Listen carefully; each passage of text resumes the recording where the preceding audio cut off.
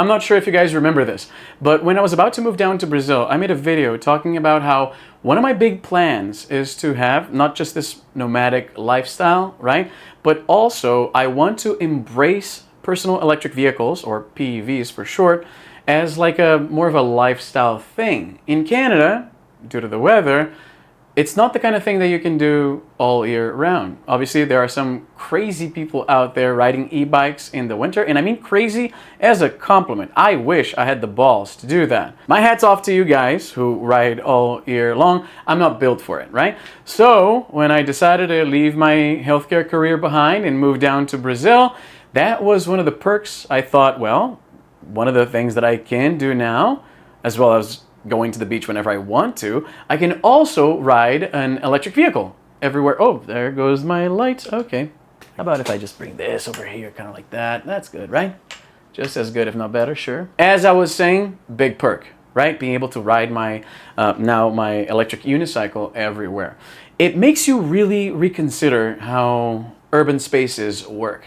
Now, I am probably preaching to the choir with this one. You have probably seen lots of content about this specifically. In fact, if you clicked on this video, there's a good chance you are an enthusiast like myself. And you will probably agree that you didn't think much about urban infrastructure and the way our society is set up before you joined the electric vehicle craze, right? Because I sure didn't. I didn't think about the fact that, okay, first of all, here's the thing that really blew my mind and made me completely reevaluate our relationship with automobiles. When you think about the money you spend on gas, how much of that is actually spent on transporting you from point A to point B, right? Because think about it, and this is especially true if you live by yourself. If it's just one person in the car, a good 90% of the fuel you're buying and burning is really only there to move this big chunk, 2 tons of metal with you around, right? Like when you're going to the store, how much of that money is being spent on, transporting you, and how much of it is just transporting this big chunk of metal around? It's just flat out very inefficient, no matter how you cut it, right? Plus, more dangerous, noisy, pollution, and yes, I know what you're going to say, but Izzy, you typed feverishly into the comments, it's not like getting the stuff needed for these batteries is environmentally friendly, right? And yes, I know, you're right about that. I've seen what it looks like when they're strip mining the shit, right? Getting these, what do they call it? Rare earth, whatever they, something, rare earth, something. It's rare shit is what I'm trying to say. Yes, I get it, it's bad too, but it's not as bad as burning tons of fuel, throwing that stuff up in the atmosphere, and to say nothing about the geopolitical mess that is getting the oil from the ground into your car. Cars are just very ineffective, very noisy. I think that one day we will look back at this point in our civilization's history, right? We're all dependent on cars. All of our cities are built based on the assumption that you have a car, right? I think that we'll look back on this, how dangerous it was and how dirty and how noisy. We're going to look back at this like, well, not us, right? Like people in 50 years. Your kids, I guess, or your grandkids. They will look back at this and they'll go like, Pops, you really, like, you guys are all driving these huge things around? Noisy as hell, so messy, so dangerous, right? That's what I'm saying. When you're riding these things, you're not only being more efficient with, obviously I'm biased because this works in my hometown much better than it will work in some other places.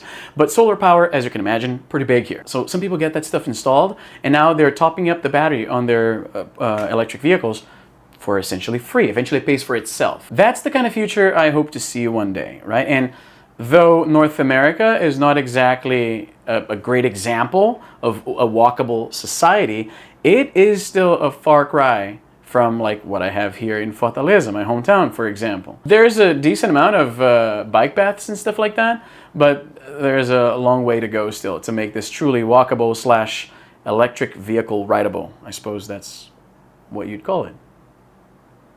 I'm good with that. It ends up being a weird catch-22 because on one hand, I can ride my electric unicycle all year round. But on the other hand, the infrastructure that we have here, can't have it all, I guess. And since we're talking about infrastructure, I know that there's a lot of challenges to this. If I could just snap my finger, and now all of you guys have personal electric vehicles, if you all plug that stuff in immediately, I imagine something's gonna blow up in the city somewhere, right? We're not ready for that yet.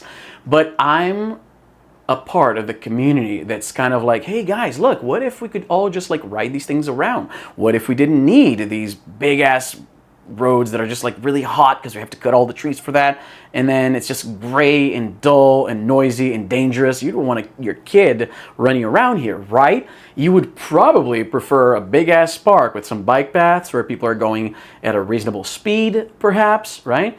Depending on where I'm going, riding my unicycle is literally half the time it takes to drive to that same place for obvious reasons. Once you hit the big bike paths, you're just zooming by, you're just going, right? And it's just flat out fun that I mentioned that part, because all of that stuff came after. This was all the type of stuff that I started thinking about as I was riding at first my scooter, then my e-bike. I made a whole video review about that. I love that thing. E-bikes are great, right? And it's all about the friendships you make and getting to know your community better, and it's not as noisy and it's not as dirty, and it gets me out of the house. Like if I have free time, I'm on that thing and just exploring, you know?